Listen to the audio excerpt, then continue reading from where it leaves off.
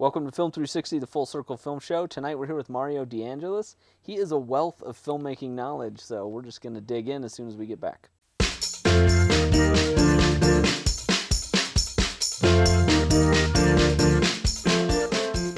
Okay, first off, if you guys are enjoying this show and you want to see more of it, please remember to like, share, and subscribe so that we can keep making this show and get this awesome information out there.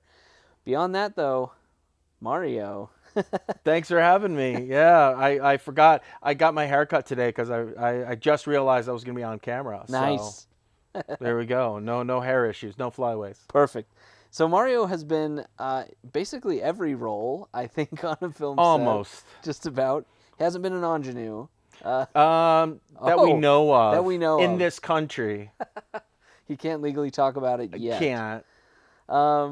But so there's a lot of different things I want to talk about, but I wanted to start off talking about Twice the Dream. Yes. Which is probably, we're filming this a little bit ahead of time. I'm guessing it's about to end its theatrical run. So this is exciting. This just in.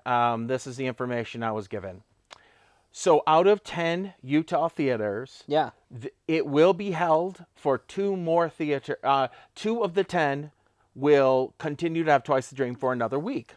So that's kind of cool. That's great. 8 lost it, and it didn't have enough seats sold. But 2 theaters, Thanksgiving Point and Jordan Commons, survived. Wow. So another week.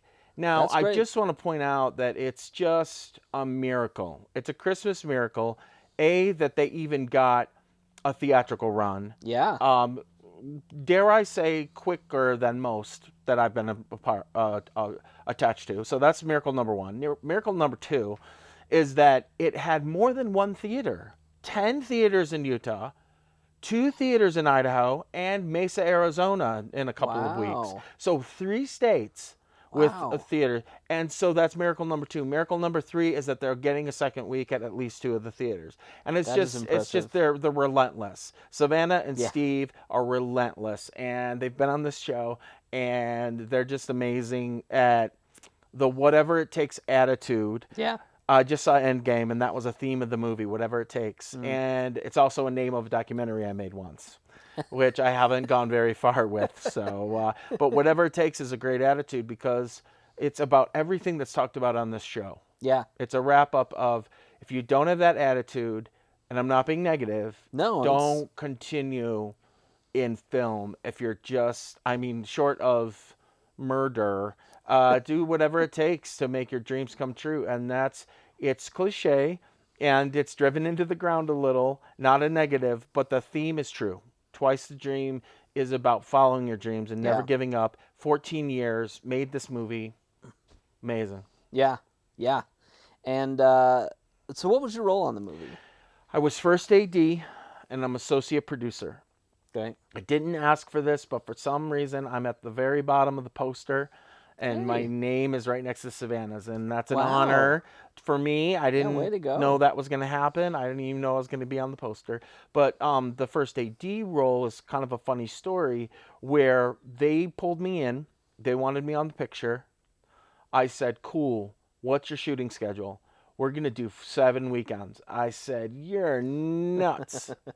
And anyone who knows anything about production is you go all the way through, you shoot during the week, and you take weekends off, or whatever it is. It's Monday, Tuesday off maybe, but you do 5 days in a row. Yeah. And I said, you guys are crazy, but tell me more of why you think this is going to work. And I am happy to say on your show, when I'm wrong, I'm wrong. I was wrong. It worked. With that said, 7 weekends, 14 days. Yeah. It won't always work. And there's a secret sauce to why it worked. And it was the attitude that I spoke of. Whatever it takes, family. So many people gave so much time. There was pay, but not a lot. Yeah. And then there was a lot of favors. And a lot of people just wanted them to succeed. It was like the Avengers assemble. They assembled all their friends from their past, all their family from their past, and everyone helped. Yeah. And no one complained. There wasn't any complaints. Oh, they're great people and too. And Steve and Savannah, I bet they ran a great amazing. set. Yeah. So and being the first AD, I'm kind of the jerk sometimes, but you just in order to get anything done in film, and TV. You just have to have an AD that, I was kind of joking. I wasn't a jerk, I don't think, but you're not always the number one liked on set. Because you gotta crack that whip a little bit. There is a little whip cracking. I agree. Yeah. Okay. Now, because you have such broad experience working on so many projects, I wanted to talk about. This is a little game we're gonna play. I love games. This is my game, IMDb or BS, and I don't know what that means, but that's all right. Oh, IMDb or BS, got it. So, right here we've got two movies that you did work on and one that you didn't. Okay, so we've got Inspired Guns, which that was local. It was LDS film. James Bond Jr. and Other Monsters. Okay, all right. I think the lie is James Bond Jr. You're correct. Oh, yeah. I remember. I used to watch the show. That's where I got it from. Yeah, it just popped in there. Oh man, I didn't think anybody else remembered. I remember the James theme Bond song Jr. to that. So do I. He chases scum around the world. Okay, here we go. And now 2 lies and 1 truth. Okay, so the nominees are Time Freak, Animals, and Martian Dude. Okay, I think I've actually heard of at least one of these. So I think the truth is Martian Dude. No. Okay. Is it Time Freak? Time Freak. That's the one I was pretty sure I'd heard of, but you should have gone with your gut. Yeah, I didn't know if you'd worked on that one. Yeah, awesome. I worked on Time Freak, yeah. Was that a short film or was that a feature? No, Time Freak was a feature. You want to hear the names in it? Yeah. And there's a sad story, kind of what happened to it. Oh. Sophie Turner, hello. Sansa Stark, Dark Phoenix. Wow. You might have heard of her, Sophie Turner. Skylar Gisondo, hello. Okay. Santa Clarita Diet, one of the best shows. Maybe canceled, maybe not. We're not sure. It's 3 seasons, amazing. Netflix show. And Asa Butterfield. I mean, these cats are young, great talent. Yeah. But it took 2 years to finish. I understand how that goes. That's not the weird part. The weird part is I don't remember a theatrical for them, and it got buried. I bought it on DVD. Yeah. It's on Netflix, but it's just like no push, no marketing. You know this, and your audience knows this. It wasn't great, in my opinion. Maybe what happened was the distributors saw it, and then they didn't. So somebody didn't like it, and they didn't think it was gonna make money, so it got buried. But Time Freak did finally come out. Yeah. And like I said, those 3 names, they're A-list. Yeah. So again, it doesn't. Sometimes all the pieces, people say, oh, if you have X, Y, and Z, if you have the list, let's say a list of 10 things, you will make money off your No. So, taking it back, Twice the Dream had more screen time in theaters than Time Freak. And Time Freak had A-list. And no disrespect, but, Twice the Dream, we don't have A-list names. We have people who have done stuff. Yeah. And so it's no slouches. It's not their first time on screen. Right. Okay? So we have great talent in Twice the Dream. And Time Freak has great talent. But, these things just, there is a magic 8 ball. But, sometimes these things just don't. Another perfect example of, you think it's a perfect storm. You think $100 million for Hellboy would be enough, and the A-list on that, and bombed. I've heard pretty bad things. Bombed. And So this perfect storm thing is like, you never know what it's going to take to make a successful movie. Yeah, but I'm super happy that Twice the Dream has been so amazing. So well. I'm so happy for that. And I'm not gonna talk about it too much because we haven't gotten it off the ground yet. But I am pushing them to do their next movie because that's important. Yeah. And there's a script, I've read it, and it's pretty close to being ready, in my opinion. Nice. So I'm gonna help them get that off the ground. And if they can do a movie a year, I think they're gonna be happier with their careers. Awesome. Okay, so let's talk about, you've got so many different areas that you've worked in. So I wanted to pick your brain a little bit about how to make a set its best, how to create the best, and you can take this any way you want, whether it's culture on a set or gripes. So it's a really interesting point, and it's an interesting question because, like I was talking about, what makes a perfect movie and what makes a movie successful? What makes a successful set? In my humble opinion, a successful set is controlled chaos, and the one that does that is the first AD. I've done it many times. The times when I've done it when it's all worked out exactly as I planned, was almost zero, because you can really have all the pieces again on set fit, and some of those things include just you don't have to be a jerk first AD. The joke is, but it's almost not a joke. It's almost true. You can either be a jerk AD or a pushover AD, or somewhere in the middle. So I guess there's like 3 types. I try to be someone in the middle so that you can keep things on track, and that's good. You want to keep things on track, but you don't have to be a jerk about it. I think one of the gripes is when you're trying to keep things on track, getting all the people who are trying to do their job to be on board with the goal. Okay. When it doesn't work is sometimes when one or two of the people think their job's the most important. Now, I'm not saying which part's important. I say the whole thing's important. The whole kit and caboodle. Everybody's job has to be like in line. It's that perfect puzzle piece. So I don't think I would answer, or I would go politician answer on which job's the most important. Right. Every job on set's important. I get pushback on that. I understand. People say, well, if I'm not doing my job, though this thing won't get done. Well, that's not really, you cut that off early. And another issue that doesn't really work that I've seen is if you don't know what you're signing up for. Okay? Now, this gets into a controversial topic.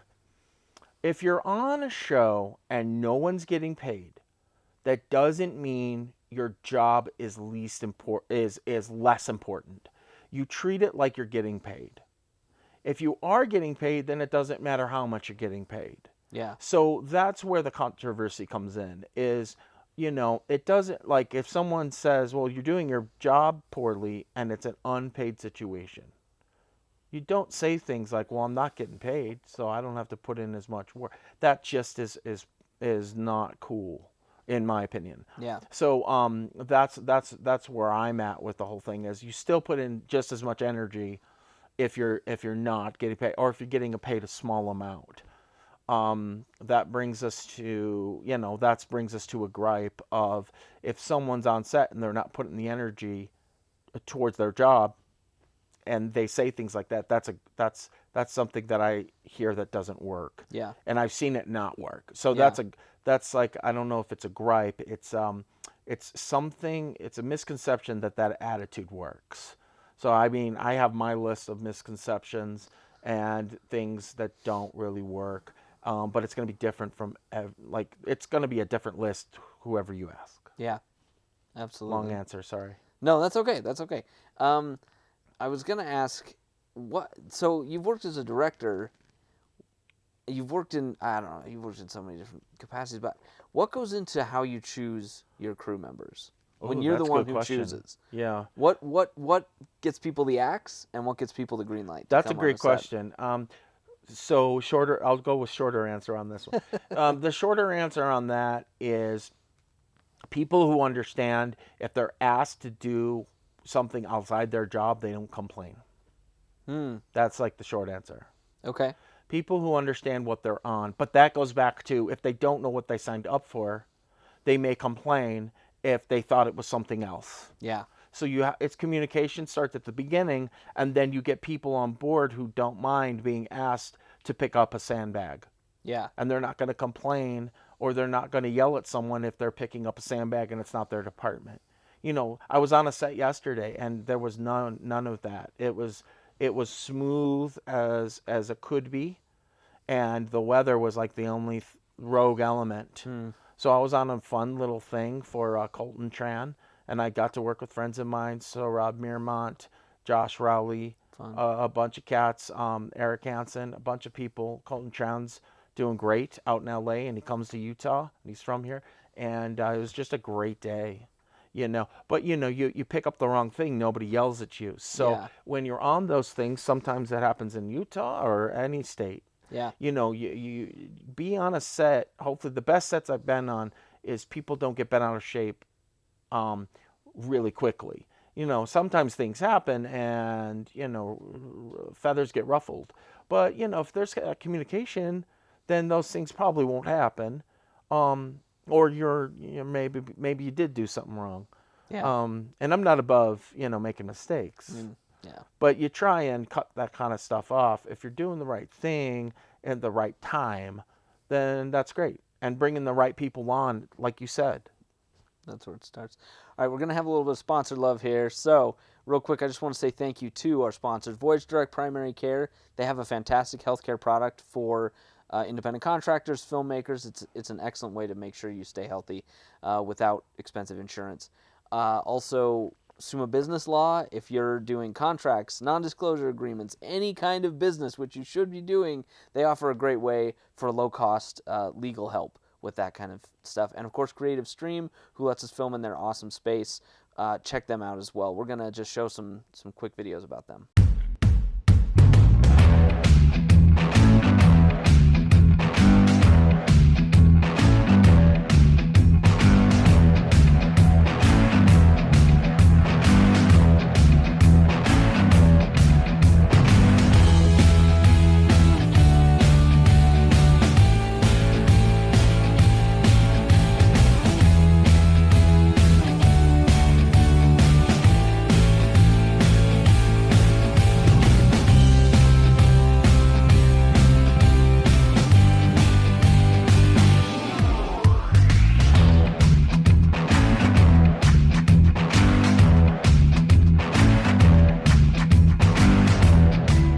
Peter is self-employed.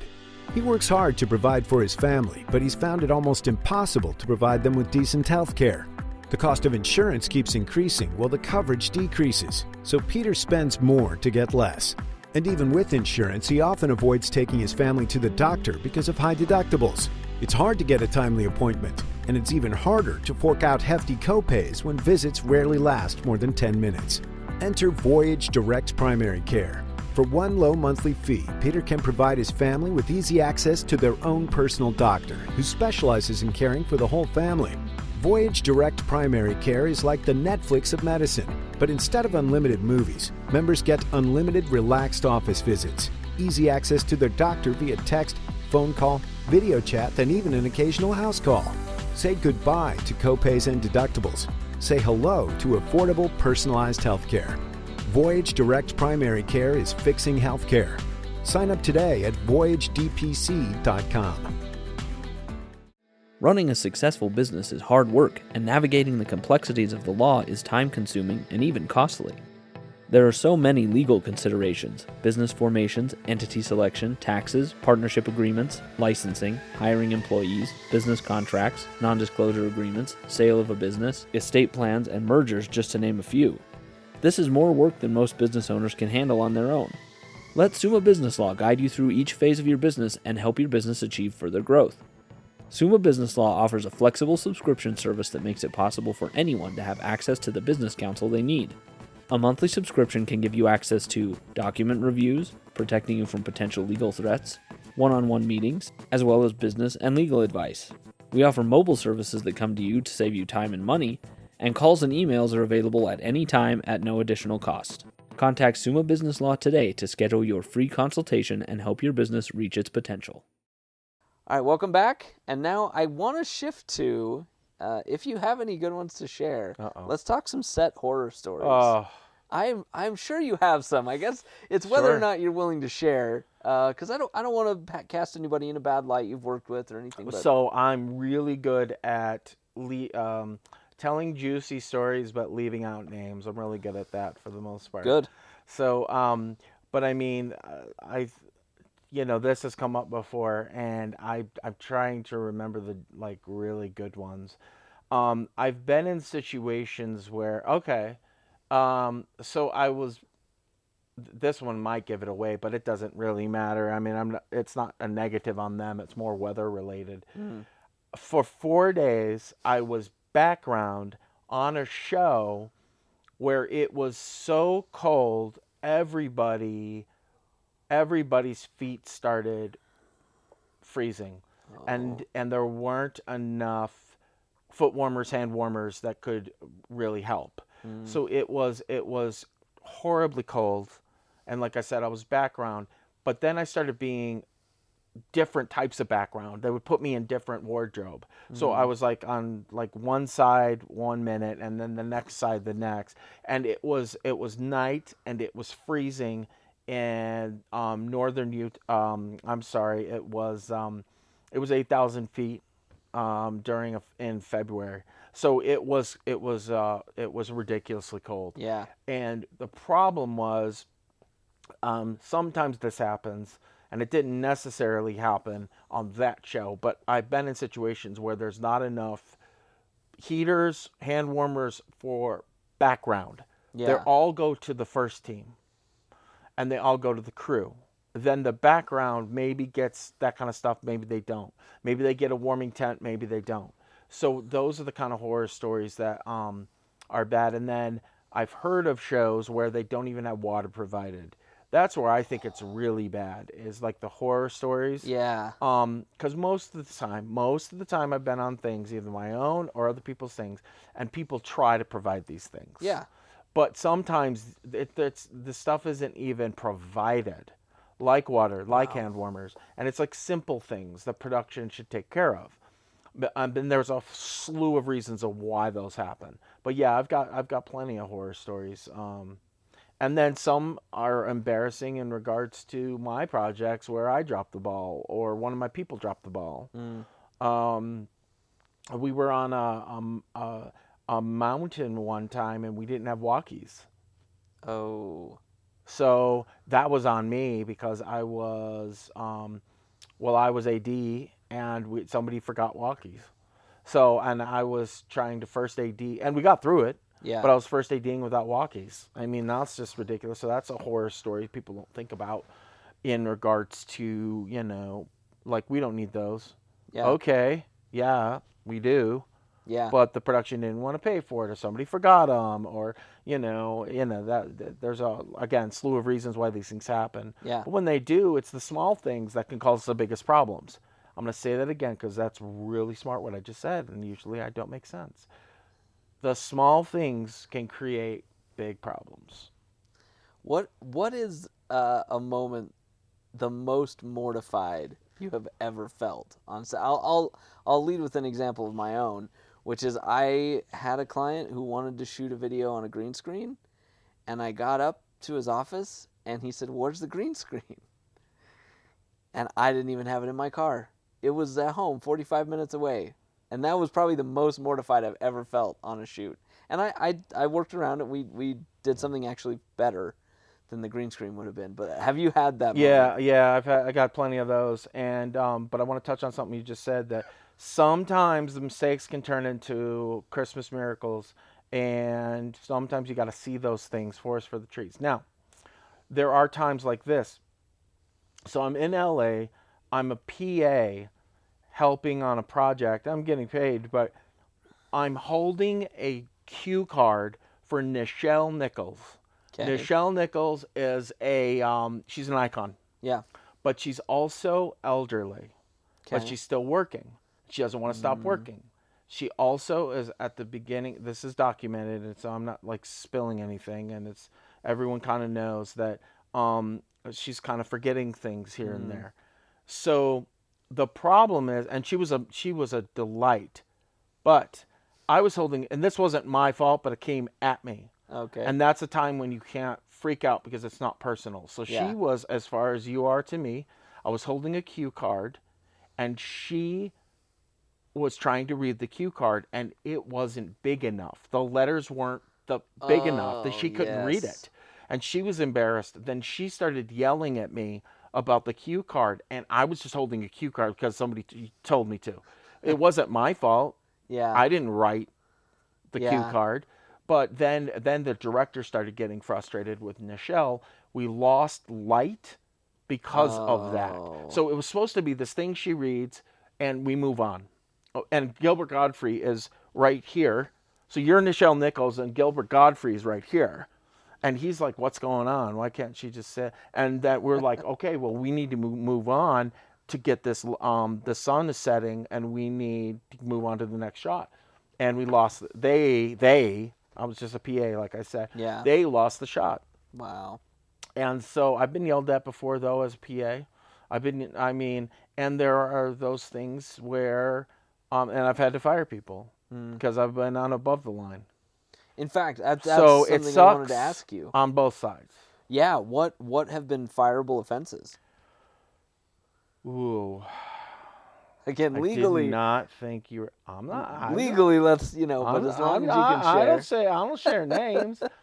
No, so basically what happens is, if it's not just, so I can deal with a mistake because I've made them and people have fired me, or not fired me and given me a second chance. So everybody makes mistakes. If fireable offense for me is if it is wasting time and there isn't time enough to give someone a second chance, if they are showing like they don't care about the mistake, if they aren't owning up to it. Usually if I am faced with, did you do this? Yes, I did. And show a sense of remorse, then I'm usually aren't let go. But basically for me, if a mistake was made and it was blatant and it seemed like that person didn't care about the mistake and that it don't understand how much it costs production, then it's time to just cut ties. So and I've had to fire friends, and that sucks. Oof. That's really rough. And so, like I said, if it costs production time, that's why I think anybody gets fired on a set. Yeah. Yeah. And I've made mistakes that have cost production time. So, it happens to everybody. Yeah. And it's not personal. And then that's the other problem. If you're trying to give someone a second chance and they're taking it personal, that's another problem. So then you have no time at that time to discuss it and try and work through it. So it's just you got to get on with the day.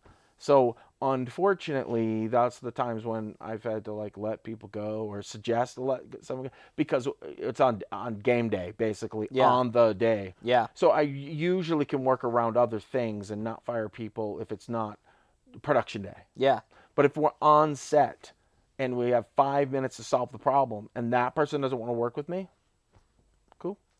The deeper I get into the business, the more the fact that it is strictly a business becomes apparent. And I look at other businesses I've worked for, and they wouldn't tolerate this kind of stuff either. Like when I was a mover, right? I just did a summer as a mover. Somebody drops a box once, maybe not a big deal. Somebody continues dropping boxes. You know what I mean? And that's a good analogy in regards to being on a film set, in regards to take out box and P.S. I never dropped a box. Take out box and put ball. Like if you can't juggle balls on a film set, if you can't do more than one thing at the same time, I get pushback on this that multitasking doesn't really exist, but on film sets it always seems like to me that I have to do that all the time. Be it director, producer, PA, a sound guy, you have to make multiple decisions at the same time is how I feel. But people tell me that multitasking is not real. But anyway, moving on, I digress. It's another topic. Yeah. I lost my train of thought. So I think I don't remember what I was saying. Talking about keeping multiple balls in the air, balls, and you have to, pay attention to what's going on. There are things now I do want to say on the flip side. I've been on the receiving end of I didn't do anything wrong. And I wasn't let go for anything that I know of in regards, but I've watched people get fired for things they didn't do. And then there's that whole thing where above the line, somebody doesn't like somebody and they say about something, and then it trickles down to the lowest PA, and that person gets fired. So there's the flip side where people get fired all the time on a film set that they didn't do anything wrong, and they just happened to be the lowest PA, and somebody had to get let go. So I mean, there's that stuff that goes on too. Awesome. And that's corporate world, that's film sets. Yeah, no, that's everywhere. Okay, so we're gonna wrap up. We're running low on time. Wow. But I know it goes so fast. But I want to talk about the feature that you're currently in pre-production on. Anything that we can talk about? So there, I'm trying to get a couple of features off the ground. I am involved in one that is a horror movie directed by Mauli Bonner. Okay. Who is directing a horror movie coming up called The Last Feed. We worked on a picture together called Green Flake, and I was second AD on that. My friend Matt Tucker was first AD. So I'm part of a new production company with my mates Lee Basquin and Bridger Dopp called Tiny Giant Pictures, and we're hopefully going to be doing features. Right now we're doing commercial stuff to get our name out there, but we're hopefully going to be a part of some features, and we're going to get some features out the doors. My goal for 2019 is to get more feature films out the door. Excellent. And if people want to learn about it, I'm sure website. And they're under construction. We're gonna get to that. We will be getting those up hopefully soon, and it's gonna be easy hopefully to find us. Tiny Giant, pretty catchy. Fantastic. Yeah, that's great. All right. Well, thanks for joining us. Sure. Thank you for having me. Some of your knowledge. Thank you for watching, and remember again, like, share, and subscribe so that we can keep bringing you this awesome content. We'll see you next week on Film 360.